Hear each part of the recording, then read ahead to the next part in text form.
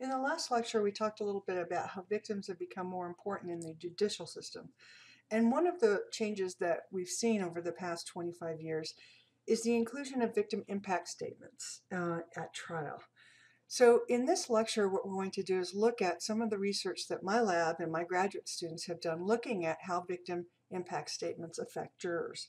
Before we get started talking about some of the studies that we've done, let's just talk a little bit about victim impact statements.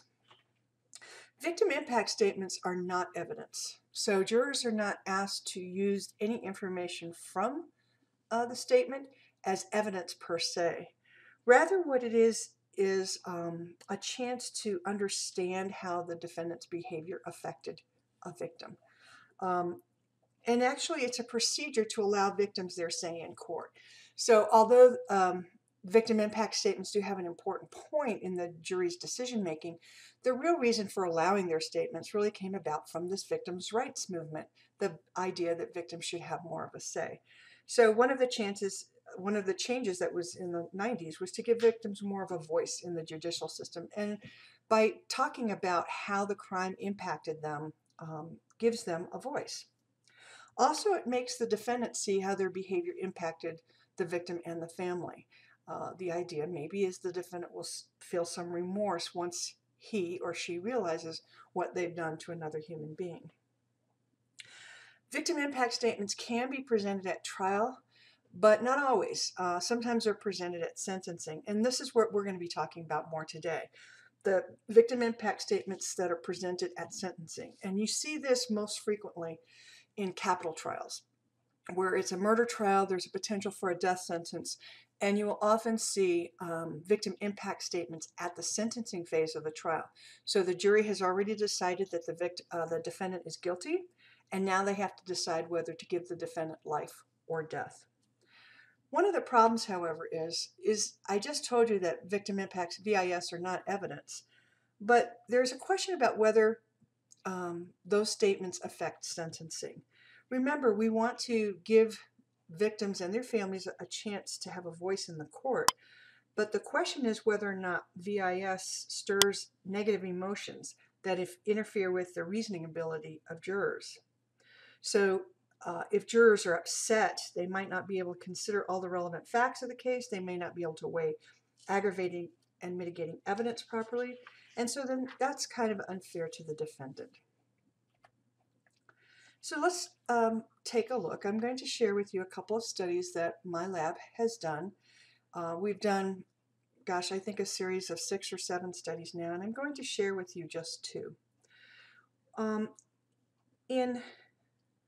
Several years ago, we received a National Science Foundation grant to look at victim impact statements in capital trials. And what I'm going to share with you is the results of our field study looking at victim impact statements in actual cases in the United States. So here are some of the questions that we had. One of the questions is how often is victim impact statements, is VIS presented at sentencing? Another question is what types of emotions are expressed in VIS? And then whether or not specific emotions affect sentencing decisions. And I'm not going to talk about all of the different things, but I'm going to talk about most of this today. So what we did was we collected transcripts of 100 cases that were tried in 2005. Actually, that says 2005. It should say 2004. Now, why did we pick 2004? Well, it's an interesting kind of situation. You'd be amazed at how difficult it is to get transcripts or find out about death penalty trials in the United States. You can find every single trial in a given year and all the details of a trial when the sentence was death. But there's nobody that's collecting the data on when the sentence is life. Well, in 2004, an attorney spent considerable amount of time and collected all of the cases in that year. And so we know for a fact what the entire population of capital cases was in that year. So we decided to work there. So what we did was we called, another thing that might be a little bit surprising to you is if you want to get trial transcripts, there are millions of different jurisdictions in this country, and there's millions of different ways in which you ask for transcripts. Sometimes we had to call the clerk of the court, and then they would say, well, here's the person, here's the transcriptionist who did this case. We had to call Betty, who's now retired, call her, and she says, oh yeah, I think I know that trial. It might be in my attic. So I mean, it was quite interesting just collecting these trial transcripts. Sometimes people gave us the transcripts for free, and sometimes they charged $15 a page for transcripts. In other words, the state doesn't own those transcripts in many jurisdictions. The person who did the transcription owns the transcripts, and they are able to charge whatever they want. Now, I know that some states are trying to do a better job with this, like Oklahoma, for example, was very progressive in their trial transcripts collection, and with one set price for transcripts. But just keep in mind, this was a lot bigger task. It took us about 3 years to collect 100 trial transcripts. So what we did was we collected these transcripts and we looked for trials that had victim impact statements.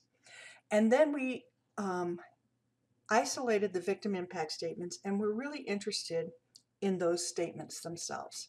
So one of the things that we did was we did a content analysis of the victim impact statements.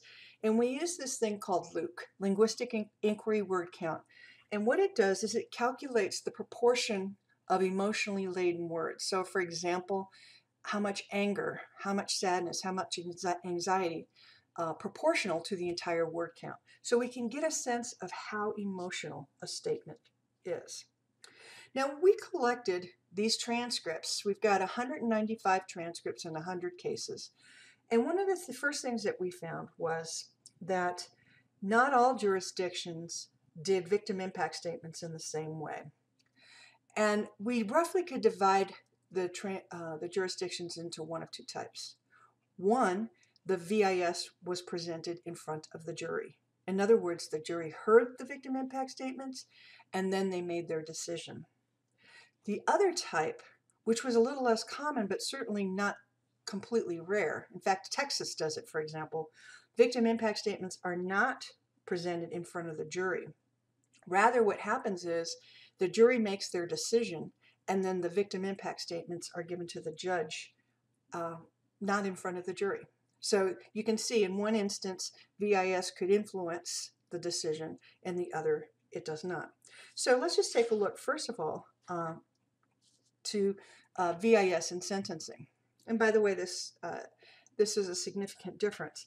What we did was we divided the VIS into the percent that were not in front of the jury, and those cases that were not in front of the jury and those cases that were in front of the jury, and looked at what the sentence was.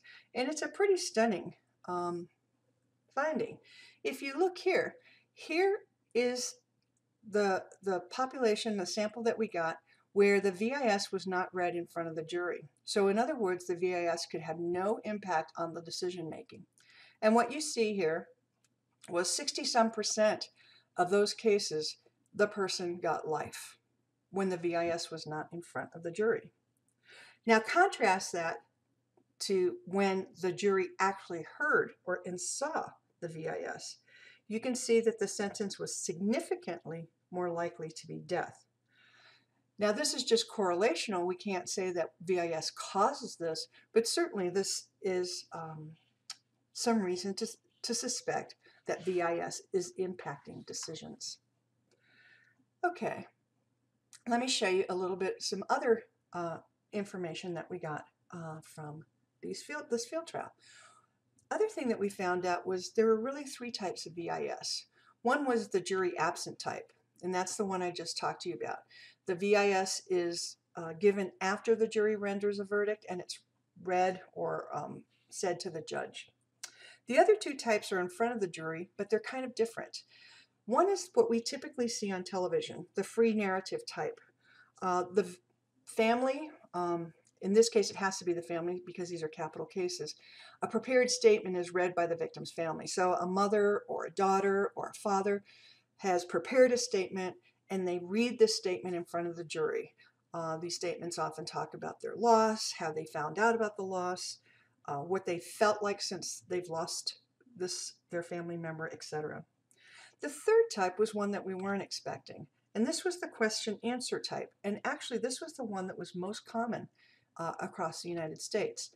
In this type, a family member is brought to the stand and they answer questions posed by the prosecuting attorney.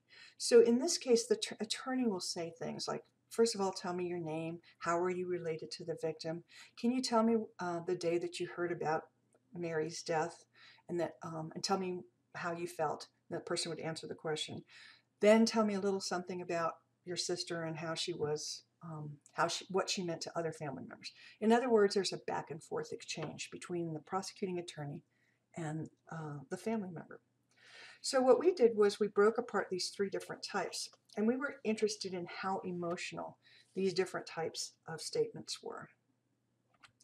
And what you see here is we looked at, by the way, anxiety did not seem to pan out, but we looked at two different negative emotions, anger and sadness.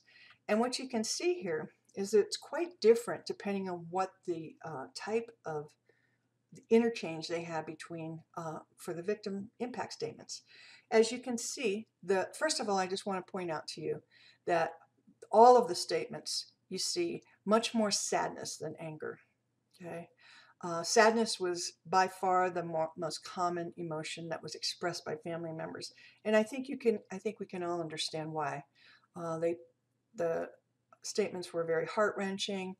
Some of the ones that I read or heard were very disturbing and made you feel very sad. But there was also some anger in them. And so anger was the next emotion that was common in these statements. One of the things I want to point out to you, though, is as you can see, the format that led to the least amount of emotion was the question-answer type.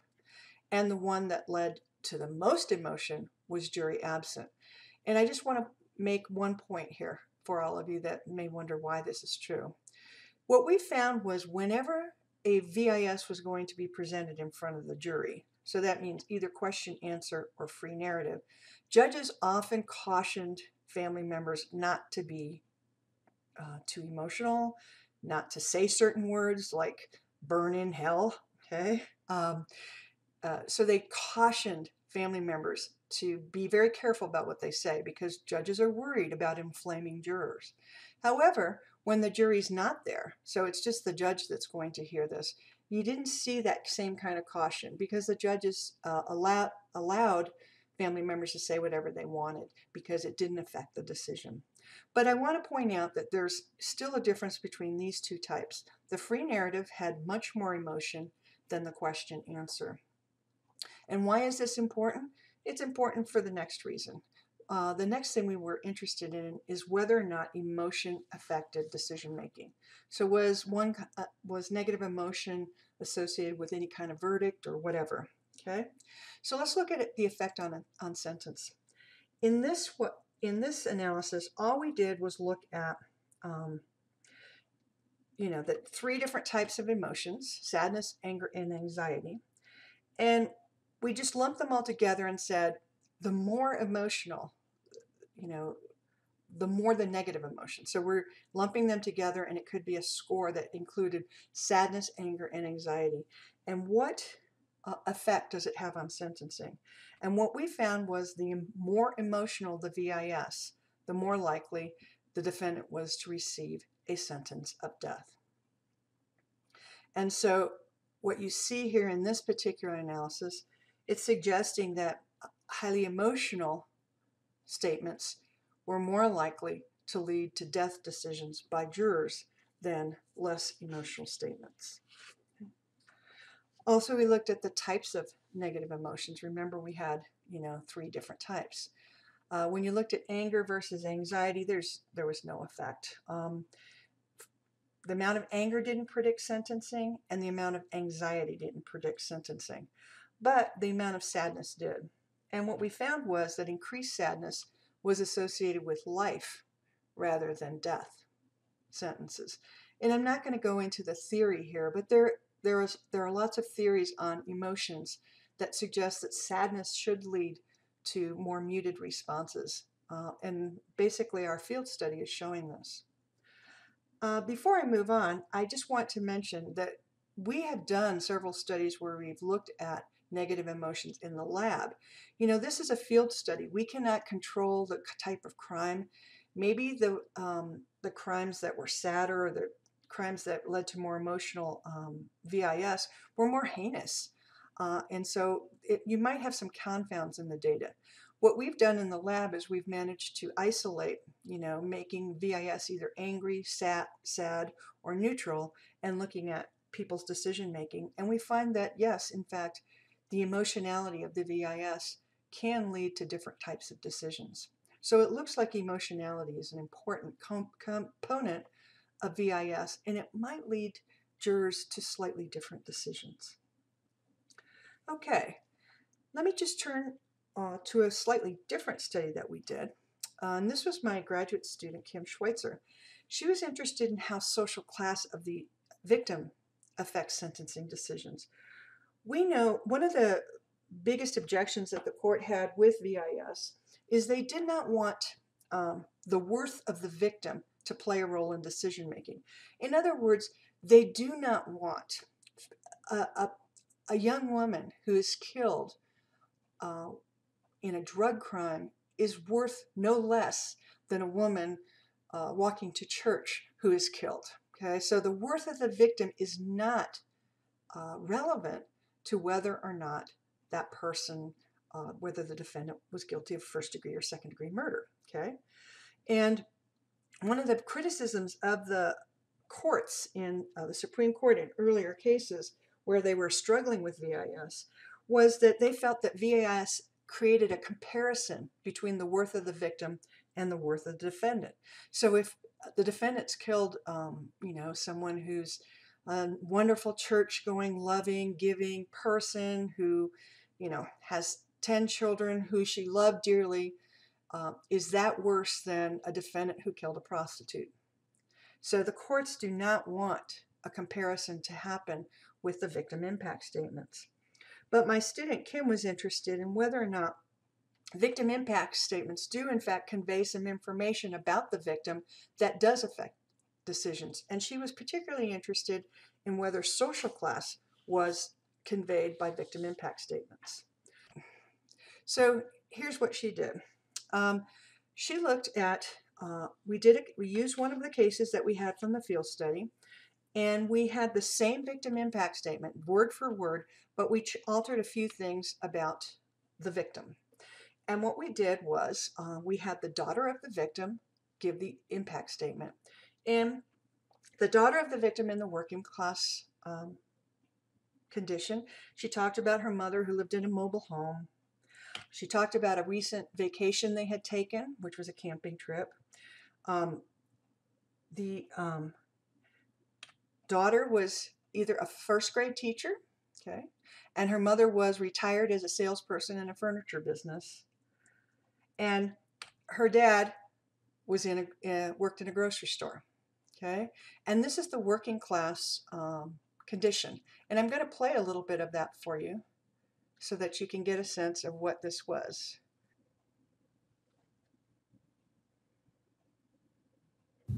Deputy Prosecutor Walter, I understand you will be questioning our next witness? Yes, ma'am. Who do you wish to call? Joni Barnes. Ms. Barnes, if you will step up to the witness box, please. And I will give the jury specific instructions about victim impact statements once we get through with everything. Joni, good afternoon. You were the state's first witness in the case, and you're going to be the last. How many people were at your mom's funeral? You know, I don't know that there was a number. I know that the sanctuary was full. They have sliding curtains that go into the fellowship hall that were open, and all those tables were full. There were people standing in the back vestibule and outside. That's 500 or 600, I don't know. And I know that there are many people who want to come up onto the stand and talk about their close relationship. There's been family who has been seated behind me for 8 weeks now, who I'm not calling. I want you to speak for many of them now. And if you need some time, it's okay. When you were on the stand before, it was as a witness to your mom's murder. But I don't want to talk about that anymore. I want to talk about your mom's life a little bit. And I want to first ask you to tell the jury just a little bit about your mom's relationship to Charles and to you. Well, Mother's first career, she was a school teacher, you know. So you can imagine growing up in a household with a school teacher. You were minding your P's and Q's most of the time, homework, whatever. It wasn't, I don't want to say regimented, but orderly. And I think children want order. It worked fine for us. She was very loving. I already spoke about the fact that there was never a conversation that ended without an I love you for me and for Charles.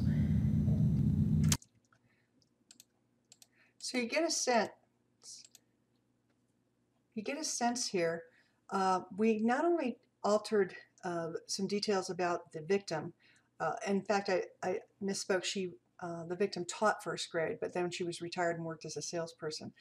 So we not only changed the details of the victim's life, but the woman speaking was an actress from the theater department, and she was trained in dialects and was using a working class language linguistically. We contrasted that with a person that came from an upper middle class home. So in this case, the victim was an upper middle class woman. Instead of living in a mobile home, she lived in a home, in a house. Their vacation that they took was a cruise. Okay? And her mother was the manager of a furniture business. And her father was the division manager of a grocery chain. So you can see the difference in these two people. Let me just share with you a little bit of the statement from the daughter. Deputy Prosecutor Walter, I understand you will be questioning our next witness. Yes, ma'am. Who do you wish to call? Joni Barnes. Ms. Barnes, if you will step up to the witness box, please. And I will give the jury specific instructions about victim impact statements once we get through with everything. Joni, good afternoon. You were the state's first witness in the case, and you're going to be the last. How many people were at your mom's funeral? I don't know that there was a number. I know that the sanctuary was full. They have sliding curtains that go into the fellowship hall that were open, and all of those tables were full. There were people standing in the back vestibule and outside. I'm inclined to think that's approximately 500 or 600 people. And I know that there are many people who want to come up onto the stand and talk about their close relationship. There's been family who has been seated behind me for 8 weeks now, who I'm not calling. I want you to speak for many of them now. And if you need some time, it's okay. When you were on the stand before, it was as a witness to your mom's murder. But I don't want to talk about that anymore. I want to talk about your mom's life a little bit. And I want to first ask you to tell the jury just a little bit about your mom's relationship to Charles and to you. Well, my mother's first career was a school teacher. I presume you can imagine growing up in a household with a school teacher. You were minding your P's and Q's most of the time, homework, etc. It wasn't, I don't want to say regimented, but orderly. And I think children want order. It worked well for us. She was very loving. You can see that what we did was we altered these features of the victim, and we were interested in whether or not those differences led to different decisions.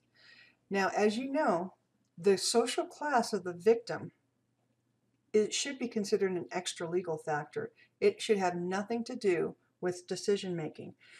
Now, participants in this study were assigned to one of these two conditions, so they did not know there was another condition. They just heard this one victim impact statement, either upper or working class, and they made their decision. And here's what we found. Now, what you have here are the percentage of people that gave life and death in the two different conditions. As you can see, the defendant who murdered the woman who was in the more lower class, working class situation, they were most likely to give the defendant life in prison. On the other hand, when they were in the condition with the higher SES, socioeconomic status, they were more likely to give death. Okay? So these are just a couple of the studies that we've been doing in my lab. We've done quite a few more. If anybody's interested, please feel free to email me.